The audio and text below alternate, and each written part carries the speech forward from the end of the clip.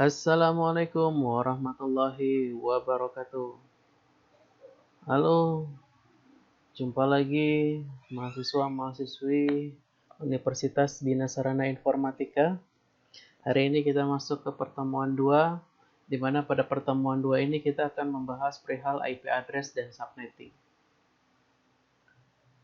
Oke, kita mulai. Apa sih IP address itu?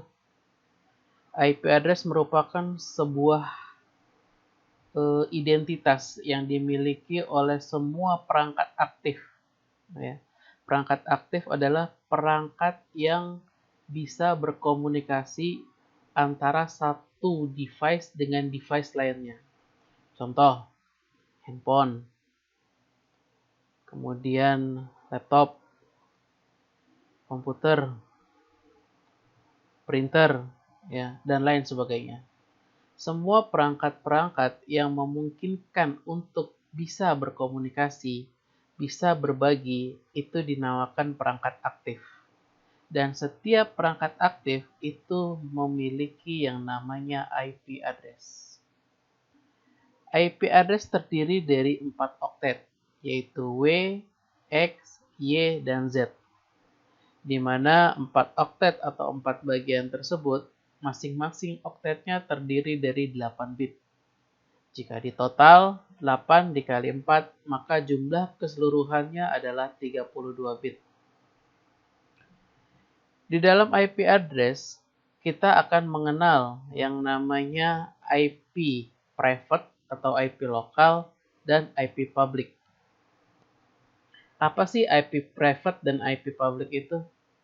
IP public yaitu IP yang melekat atau identitas yang melekat pada perangkat aktif yang memungkinkan untuk diakses oleh siapa saja, kapan saja, dan di mana saja berada.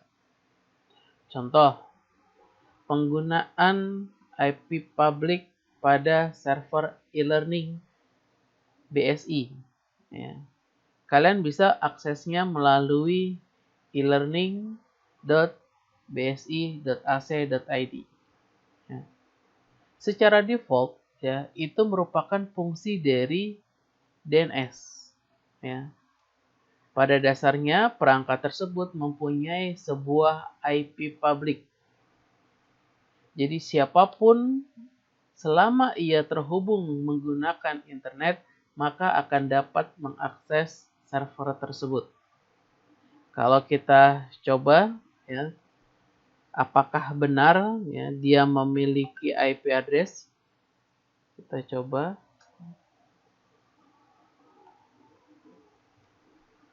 Di sini kita ketikkan dia cmd comment. Kita bisa lakukan tracer e-learning.bsi.ac.id. Ya. Secara default dia pasti akan memiliki IP address. IP address-nya adalah 115.124.73.146. Ya. IP ini dikatakan IP public. Mengapa demikian? Karena siapapun orangnya, dari belahan dunia manapun orangnya, ini bisa mengakses ke IP ini. Ya. Jadi si server ini mempunyai IP 115.124.73.146 yang memungkinkan orang dari belahan dunia manapun bisa akses ke sini. Selama dengan catatan dia terkoneksi ke internet. Ya, itu dikatakan IP public. Lalu apa bedanya dengan IP private atau IP lokal? Komputer-komputer atau perangkat aktif yang memiliki IP lokal ini tidak bisa diakses oleh orang lain yang berbeda ya, atau di luar jaringan lokalnya. Misal, di dalam satu kampus, ya, dalam satu kampus tempat kampus kalian belajar, terdapat sebuah jaringan. Jaringannya misalnya 192.168.0.20 misalnya. Maka orang yang berada di luar area kampus tersebut, katakanlah Misalnya saya yang berada di rumah. Saya tidak akan bisa mengakses ke 192.168.0.20 tersebut. Kenapa? Karena IP tersebut adalah IP private. Ya.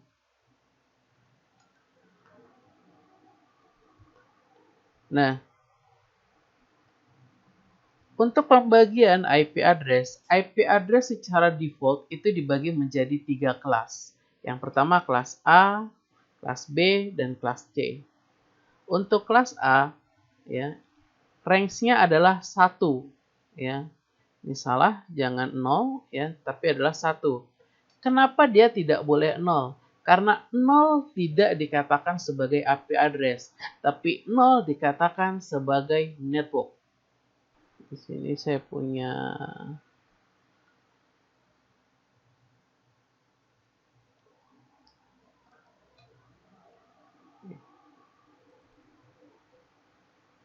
Oke, saya isi 192.168.0.0. Kemudian saya akan oke. Nah, di sini dia tidak boleh, ya. Kenapa? Lihat di sini. Dikatakan bahwa IP address is invalid. Kenapa? IP address are set to 0, ya. Nggak boleh dia di sininya 0, ya. Kenapa? 0 ini adalah network. Ya. Jadi di sini ini tidak boleh dimulai dari 0. Makanya tadi saya katakan di sini seharusnya adalah 1 sampai 126. Secara default untuk kelas A, ya, subnet max-nya adalah 255.0.0.0, ya. 255.0.0.0 ini bisa dikatakan dengan /8, atau CIDR-nya adalah /8. Dengan jumlah maksimal klien adalah 16.777.214. Kemudian untuk kelas B, ya, 128 sampai 191. Dengan subnet max default-nya adalah 255.255.0.0 atau bisa dikatakan juga /16. Dari mana sih Pak /8 atau /16? Nanti kita lihat. Oke, jumlah maksimal klien untuk kelas B adalah 65.534. Kemudian untuk kelas C adalah 192 sampai 223. Dengan subnet max default-nya adalah 255.255.255.0 atau /24. Dengan jumlah maksimal klien adalah 254. Kalau kita lihat tabel di sini, ya, antara kelas A dan kelas B, ini ada satu angka yang hilang. Angka berapa? Ya, angka 127. 127 itu tidak bisa digunakan sebagai IP address. Kenapa? Karena 127 itu merupakan IP loopback. Apa sih IP loopback itu? IP loopback adalah IP yang secara default sudah terdapat pada semua perangkat aktif. Ya. Jadi kita tanpa menginputkannya, misal kita punya sebuah komputer, kita tidak memasukkan IP address apapun, maka secara default dia sebenarnya sudah mempunyai IP, yaitu IP 127. Ya. Kapan sih kita gunakannya? Biasanya kita menggunakannya ketika kita install misalnya XAMPP atau exam. Ya. Ketika kita ingin akses exam, kita aksesnya apa? Localhost. Ya. Atau 127.0.0.1. Secara tidak sadar, hal tersebut menandakan bahwa sebenarnya, ya, laptop kita, komputer kita itu sudah tertanam IP 127.0.0.1. Ya. Benar nggak sih IP 127 itu tidak boleh dipergunakan? Kita lihat lagi di sini. Di sini, ya, saya masukkan IP-nya 127. Ya. IP address starting 17 are not valid because reserved for loopback. Ya. Sudah dipesan untuk loopback. Ya. Jadi kita tidak akan mungkin bisa memasukkan angka 127 karena 127 itu sudah dipesan atau sudah digunakan untuk loopback. IP berapa yang diperbolehkan? Dimulai dari 1. Ya, lihat, 1 bukan 0 ya. Jadi 1 sampai 223. 1 sampai 223. Oke. Jadi di sini 1, di sini 223 yang sudah benar. Ini salah. Ya, diperbaiki. Oke. Struktur IP address ya. Struktur IP address itu dibagi, yang pertama adalah network ya, network ID atau net ID. Kemudian host ID, kemudian subnet mask, kemudian prefix. Ya. Mana sih network, mana sih host, mana sih subnet mask, mana sih panjang prefix? Kita lihat. Di sini saya mempunyai sebuah IP address ya, 192.168.10.10. Kalau kita lihat di sini 192.168.10.10 ini masuk pada IP kelas C. Ya, kita lihat di sini. IP kelas C dimulai dari 192 sampai 223. Di sini dimulainya dari 192, maka secara default ini adalah IP kelas C. Nah, IP kelas C ini ya mempunyai network ID 3 oktet di depannya. Ya. Jadi yang namanya network ID untuk kelas A, kalau dia kelas A, ya, network ID-nya adalah oktet pertama. Sedangkan 3 oktet belakangnya itu dikatakan host ID. Ya, jika dia masuk ke dalam kelas A. Kemudian untuk kelas B, network ID-nya adalah 2 oktet di depan. Sedangkan 2 oktet di belakang itu adalah host ID. Untuk kelas C, ya, network ID-nya adalah 3 oktet di depan dan 1 oktet di belakang dikatakan sebagai host ID. Nah, pada kasus ini adalah IP kelas C. 192.168.10.10. Pada IP kelas C, ya, network ID adalah 3 oktet di depan. Maka 3 oktet di sini 192.168.10. Ini dikatakan sebagai network ID. Sedangkan 10 ini dikatakan host ID. Kemudian mana sih subnet mask-nya? Ya.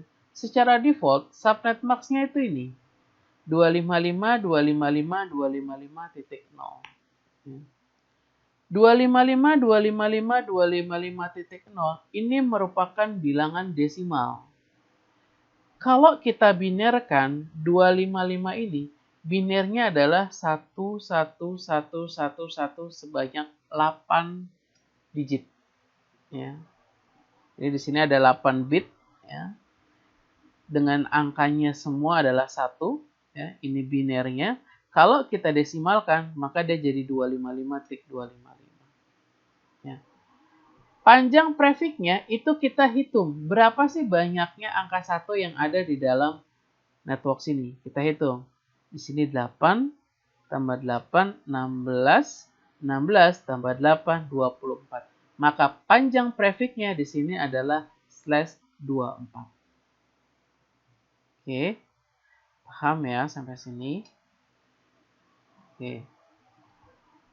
Kemudian di dalam dunia internet, tadi saya bilang terdapat 2 IP, IP private dan IP public.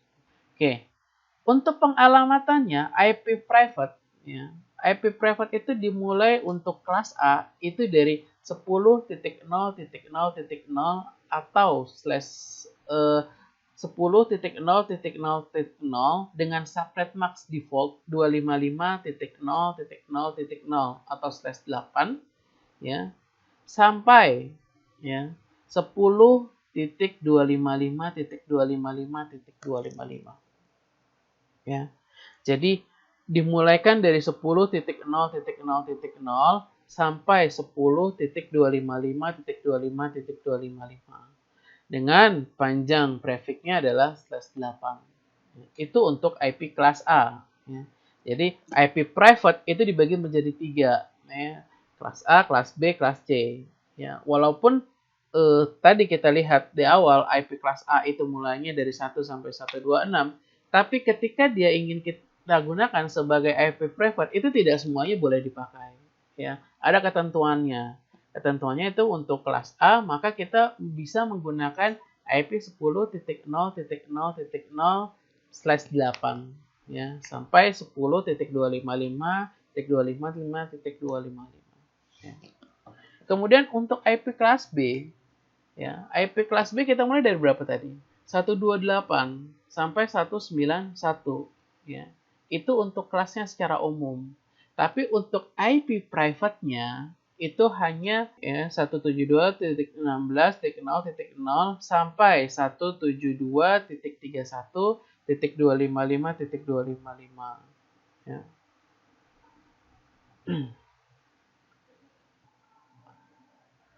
Kemudian untuk kelas C, IP private yang diizinkan adalah 192.168.0.0/16 sampai 192.168.255.255. Ya. Ini IP private yang diizinkan. Pak, saya boleh nggak sih menggunakan IP private di luar ketentuan ini? Silahkan. Ya. Tapi ketika kalian menggunakan IP private di luar ini, ya, misal kalian menggunakan IP-nya misal kalian menggunakan IP kelas C, misal ya. Kalian menggunakan IP-nya misalnya 200 misalnya. 200.168.0.0 ya. /16. Boleh nggak? Boleh ya, boleh. Itu masuk IP kelas C. Boleh kalian gunakan. Tapi tidak semata-mata membuat IP private kalian menjadi IP public. Ya. Dengan kalian menggunakan IP private yang IP kelas C yang tadi, itu tidak membuat IP private kalian bisa diakses oleh orang lain yang ada di luar. Ya. Tidak semata-mata langsung berubah. Ya. Ketika kalian menggunakan IP di luar IP private di luar ketentuan yang sudah ditetapkan oleh IANA, ya, tidak secara otomatis berubah menjadi IP public. Ya. Untuk menggunakan IP public ini kalian harus menyewanya. Ya. Kalian harus menyewanya kepada ISP yang ada di atas kalian. Ya. Oke, kemudian pada IP address ya kita akan mengenal yang nama IP loopback. Ya. IP loopback tadi kita sudah jelaskan ya, bahwa antara A dengan B, kelas A dan kelas B, itu ada IP yang dilengkapi, yaitu IP 127. Ya. IP 127 ini yang dikenal dengan nama IP loopback. Ya. Kemudian, selain IP loopback, ada lagi yang namanya IP APIPA. IP APIPA itu apa sih? IP yang akan diberikan oleh ya komputer ketika tidak ada yang namanya DHCP server di dalam jaringan tersebut. Gini. Misal di sini ya saya akan coba untuk membuat perangkat baru HDWIS. Oke. Kemudian saya pilih next. Saya pilih manually.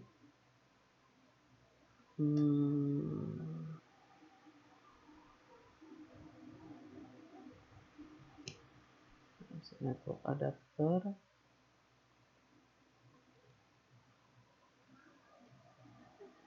Saya pilih Microsoft. Saya pilih loopback. Nah, di sini saya punya sebuah adapter performance. Tidak ada fisiknya. Nah, di sini lihat saya pilih Opten ya. Kemudian di sini kita lihat ya, apakah dia akan mendapatkan IP address atau tidak. Dia di sini DHCP enable, yes. Dia berharap bahwa jaringan di sini ada DHCP server sehingga dia bisa mendapatkan IP. Tapi nyatanya ya, pada jaringan ini saya tidak mempunyai DHCP server. Nah, tapi dia tetap akan mendapatkan IP. IP-nya berapa? Ini IP. 169.254.31.203. Ini yang disebut dengan IP APIPA. Yaitu pemberian IP oleh komputer yang tidak mendapatkan IP dari DHCP server. Ya. Di sini dia sebenarnya berharap adanya DHCP server, makanya di sini dia bilang DHCP enable yes. Ya, jadi dia men-set si network adapternya itu otomatis, ya, mendapatkan IP secara otomatis dengan harapan dia mendapatkan IP. Tapi nyatanya di network adapter itu tidak ada DHCP server, maka dia akan memberikan IP memulai dari 169, ya. Maka dikatakan di sini IP APIPA atau IP Private Automatic Addressing dimulai dari 169.254.0.0/16. Seperti yang kita dapatkan di sini, ya. 169.254.31.203. Ya. Ini masuk ke dalam API APIPA. Kalian bisa tes di komputer kalian sama seperti tadi caranya, ya. Kalian buat seolah-olah kalian punya sebuah network adapter. Oke.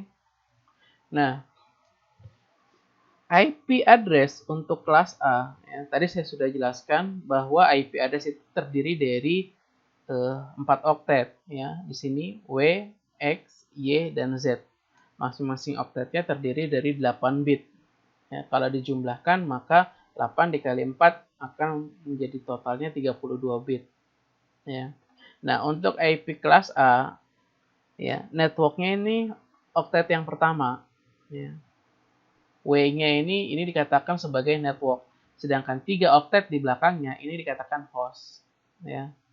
Kemudian untuk kelas B, ya, oktetnya yaitu 2 oktet di depan. Itu network. Sedangkan 2 oktet di belakangnya ini host. Kelas C, 3 oktet di depan itu network. 1 oktet di belakangnya itu host. Ya. Network itu ibaratnya kalian punya rumah.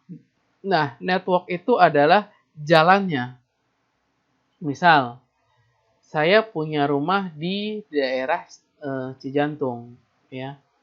Alamat lengkapnya itu adalah Jalan Pertengahan Gang Keramat 4 nomor 37. Maka networknya adalah Jalan Keramat 4, ya, Jalan Keramat 4 itu adalah networknya. Nomor 37 itu adalah hostnya. Ya. Syarat pemberian IP, networknya itu harus satu segmen, harus sama. Sedangkan hostnya itu harus berbeda. Ya. Sama kalian berada di dalam satu lingkungan rumah. Ya. Jalannya itu mungkin ya bisa sama. Nah, misal, ya, kalian satu RT, itu kalian kan jalannya bisa sama-sama. Si A, si B, si C jalannya sama di jalan pertengahan.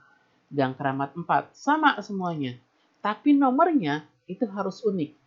Nomor rumahnya ada yang 10, 11, 12. Begitupun dalam komputer.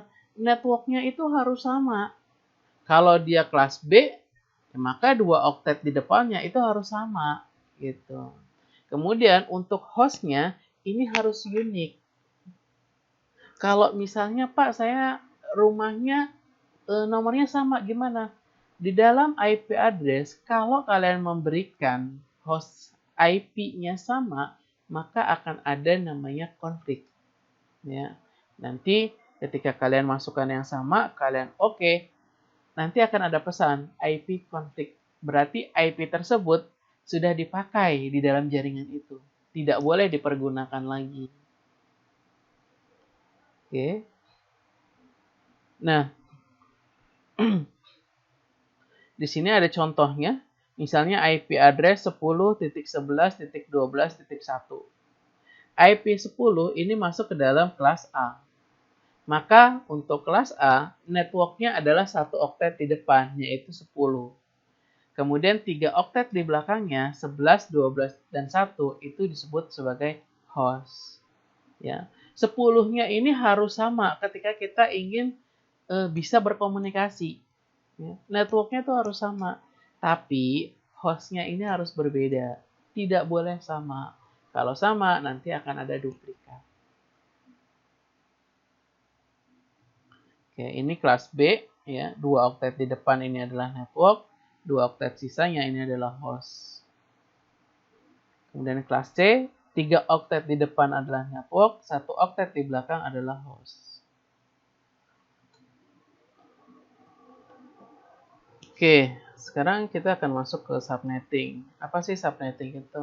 Subnetting itu yaitu proses penyelubungan, ya, penyelubungan dari sebuah host, ya, dimana tujuannya adalah untuk memperkecil jumlah klien yang akses ke dalam satu jaringan.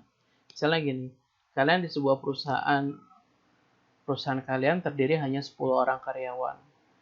Kalian bisa menggunakan IP kelas A. Nanti jumlah network yang memungkinkan dalam jaringan kalian itu ada 16 juta. Hal ini tentu sangat sayang, padahal karyawan kalian hanya 10. Tapi kalian bisa memakai IP kelas A. Ataupun kalian memakai kelas B. Boleh. Ya. Tapi nanti akan mubazir juga. Jumlah host yang memungkinkan di dalam jaringan kalian itu ada 65.000 sekian. Ya. Ini akan sangat sayang. Kenapa? Makin banyak network atau makin banyak host yang memungkinkan dalam jaringan tersebut, maka broadcast dari IP-nya akan semakin besar. Semakin besar broadcast IP yang ada dalam jaringan, ini akan menghambat atau akan amat sangat mengganggu di dalam jaringan tersebut. Ya. Lalu bagaimana jika saya menggunakan IP kelas C? Boleh. Ya. Walaupun kalian hanya ada 10 karyawan menggunakan IP kelas C, ini tidak salah. Kalian menggunakan IP kelas A, kelas B, kelas C itu tidak ada salahnya. Boleh, sah gitu. Nah, tapi kalau kalian ingin supaya jaringan di tempat kalian menjadi lebih secure, lebih aman, baiknya kalian melakukan subnetting. Ya. Jadi, kalau karyawan saya hanya terdiri dari ada 10 orang, maka baiknya saya bisa menggunakan IP misal /28. Dengan /28 memungkinkan hanya 14 orang di dalam perusahaan tersebut. Gitu. Jadi kita memperkecil orang lain untuk masuk ke dalam jaringan kita. Gitu. Nah, gimana sih prosesnya untuk melakukan subnetting? Ya, proses subnetting itu dilakukan penyelubungan di dalam subnetnya. Ya. Misalnya gini, ini contoh satu, ini adalah default, jadi kita tidak usah bahas. Nah, ini di sini saya punya sebuah contoh di mana ada IP kelas C. Secara default, kelas C ini mempunyai host sebanyak 254 host. Ya. Tapi karena tujuan kita untuk melakukan sebuah pengamanan di dalam jaringan, maka di sini saya perkecil, ya, menjadi slash-nya adalah 25, tidak lagi default /24, tapi saya menggunakan /25. Nah, dengan menggunakan /25 ini, berapa sih jumlah host yang memungkinkan di dalam jaringan saya? Nah, cara ngitungnya gini. Pertama, untuk menentukan network, ya. Jadi dengan menyelubungkan dengan menyelubungkan host kita, ya, jadi satu buah host itu kita selubungkan, maka kita akan mendapatkan 2 network. Gitu. Tahu duanya dari mana? Lihat, kita selubungkan nih. Secara default kan untuk untuk IP kelas C itulah /24, ya. 8, 16, 24. Nah, di sini saya menyelubungkan satu buah subnet, kita tambahkan 1 di sini. Nah, di sini kita tambahkan 1, ya. Kemudian sisanya ini adalah 0. Dengan menambahkan angka 1 di sini, maka 2 pangkat N. N ini banyaknya angka 1 di sini. Angka 1-nya di sini banyaknya adalah 1. Ya. Maka 2 pangkat 1. Yaitu 2 kali 1. Gitu. Nah, 2 kali 1 itu adalah 2. Maka network yang memungkinkan setelah saya menyelubungkan, saya bisa mendapatkan 2 network. Ya. Kemudian berapa sih jumlah hostnya di dalam satu network itu? Itu 2 pangkat H min N.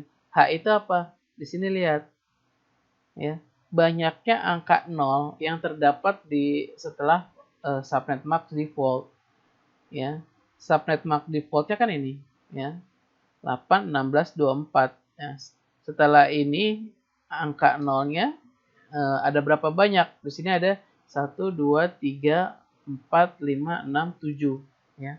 Maka di sini adalah 2 pangkat 7 min 2.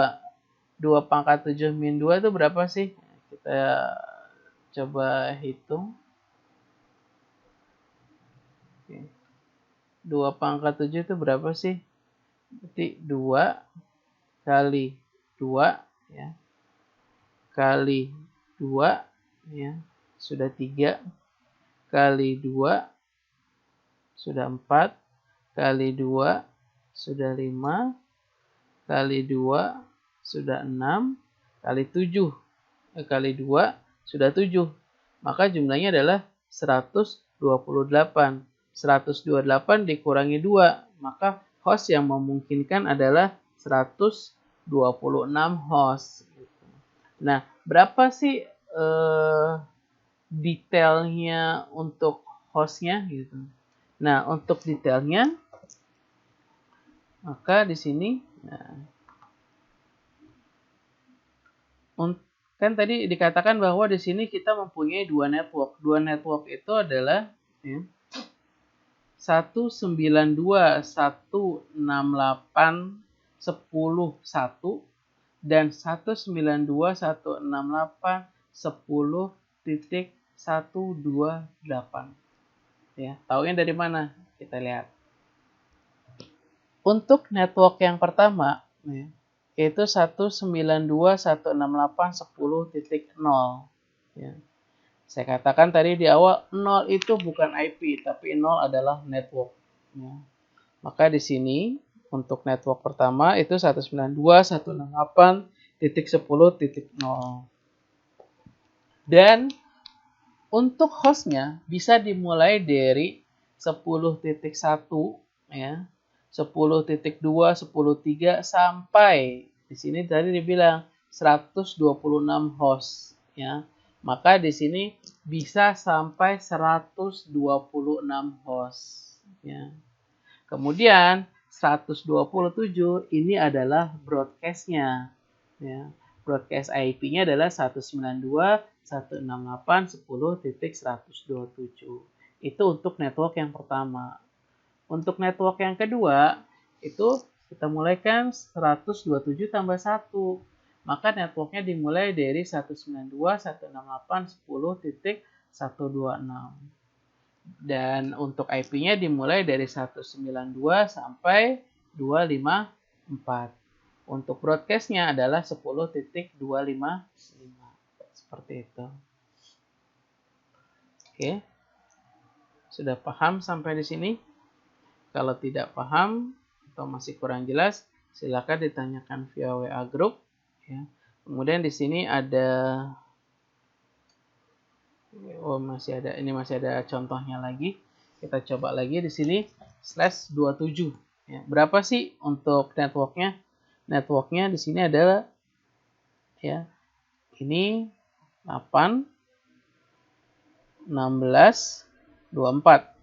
Untuk yang diminta adalah /27, maka kita tambahkan 27 dikurang 24. Maka kita perlu menambahkan 3 lagi di sini. Ya, kita tambahkan 3 angka 1. Ya. Sisanya berarti di sini adalah 5 digit angka 0. Maka di sini 2 pangkat 3. Ya, karena angka satunya ada 3, maka 2 pangkat 3. 2 kali 2 kali 2. 2 kali 2, 4 kali 2, 8. Maka yang memungkinkan di sini adalah 8 network. Kemudian untuk jumlah hostnya, di sini angka nolnya sebanyak 5. Ya, 2 pangkat 5 min 2. Berarti 2 kali 2 kali 2, ya, 8 kali 2, 16 kali 2, 32. Dikurang 2, 30 host. Ya, seperti itu. Nah, kemudian berapa sih jumlah range awal rank networknya berapa, rank awalnya berapa, rank akhirnya berapa, dan broadcastnya berapa. Oke. Di sini kita lihat untuk IP ini. Di sini. Oke. Nah. Oke. Nah, di sini untuk bisa edit.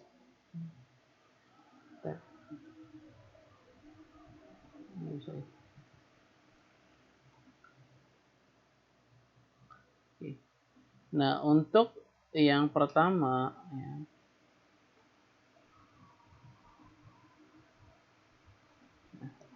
di sini untuk network yang pertama kita mulai berarti dari 192.168.10.0 ya. Jadi untuk pertama itu pasti kosong. Ya. Kemudian untuk range awal dari dari network ini dimulai dari 192.168.10.1. Kemudian akhirnya adalah 192.168.10. Nah, di sini berapa banyak lossnya? 30. Maka di sini adalah sebanyak 30. Ya. Nah, kemudian ada broadcastnya. Broadcastnya berapa? 168.10.31. Nah, kayak gitu.